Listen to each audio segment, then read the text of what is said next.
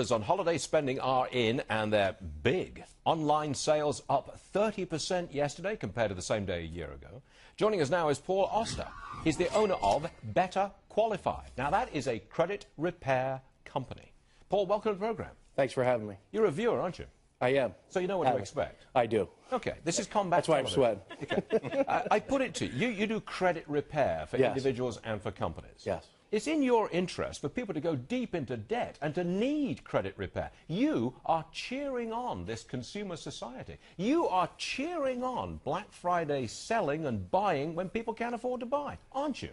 No, we're actually dealing with the aftermath. Yeah, so exactly. we don't cheer people on. But you want that aftermath. No, we don't. The reason why I'm on the show and the reason why I recently spoke down in Washington, D.C. at a government affairs conference is to change the system. What system? The credit bureaus and the credit reporting system. What's wrong with it? Everything is wrong with it. Well, wait, ground up. But that's all you've got. You've got three companies, right? Exactly. What's wrong with them? Well, they are for-profit companies. They are not government agencies. And you're not? I am. But I also don't control the lives of 300 million people. So you have three repositories that collect the data on all of us as consumers. Then you have a separate company, the Fair Isaac Corporation, that generates our credit scores.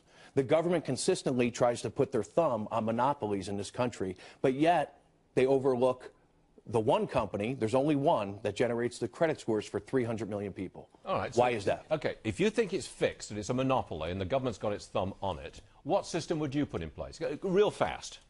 I would probably follow the guidelines of the Consumer Financial Protection Bureau. And what they're doing is they're going to try and come up with a better system.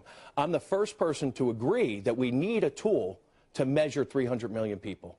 And right now, it's credit scores and credit bureaus. Okay, if you had a better system to measure the credit worthiness of 300 million Americans, if you had the kind of system that you want, would it show those 300 million Americans are in better shape credit-wise or worse shape credit-wise? What do you think?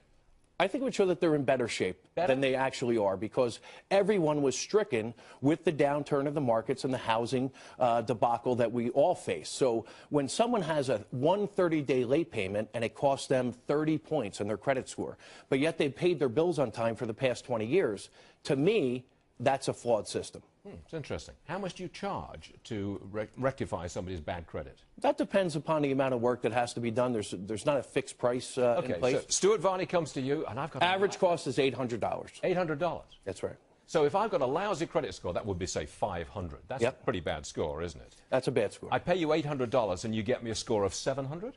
Well, there are no guarantees, Stuart. Okay. But I've got to pay you the money. You do have to. That's a guarantee. How would you get me from 500 to 700 on my credit score? How would you do that? How much time do we have? there are a number. Now or in my life? We have a 6-month program that we put clients through. What do you do? Okay, real fast. What do you do? Well, we do a credit analysis and we figure out what information is on the report that's causing you pain. The latest research actually shows... Okay. Do you then go to the credit reporting company and say, hey, Stuart Varney, he's not such a bad guy. Ease up in that area. He will pay that bill. What we do is... He'll pay a certain amount on that bill. Well, what we say to the credit bureaus is, if you wish to continue to report that information, you have to verify and validate it. You have to make it accurate and timely. And unfortunately, the credit bureaus, quite frankly, do a terrible job of that. Look, I haven't paid my bills, right? I've got a lousy credit score of 500. I just have not paid. I'm in debt up to my eyeballs. You can't fix that, can you? No, I can't. For $800, you can't. Can you fix it for $8,000? No, not for $80,000. We would refer you to either a bankruptcy attorney or a credit counseling service. Just one thing, real quick, Paul. I'm really scared when you start to say the government should be in charge of this kind of stuff. It sounds like, to me, better. So maybe you should try to create a company to compete against Fair Isaac. But I like where your head's at. I know people in banking, and you're talking about this one. You want to give it from one entity to another single entity. No, I just think it should be more regulated, not controlled, more regulated, because I don't think anybody would argue with the fact that the system that's in place right now is not working. Wait a minute. The current system, which you don't like, is serving up customers to you for an average of $800. That's right. To fix the system. Call me crazy. Call me crazy. Put me out of business. I'm worried about a man who wants to fix a system which is supplying customers to him. Some people call me crazy, but that's the reality of the situation. I went into this business. I was in the mortgage industry as a mortgage broker. And I went into the credit repair organization.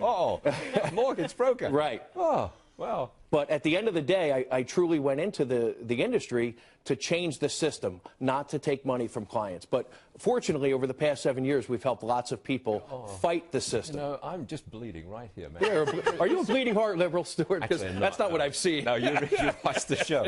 Would you come back on this program? I would love to. You really would? Yeah. Okay. All right, Paul Oster, thank you very much indeed. So Thanks for having me. Thank you.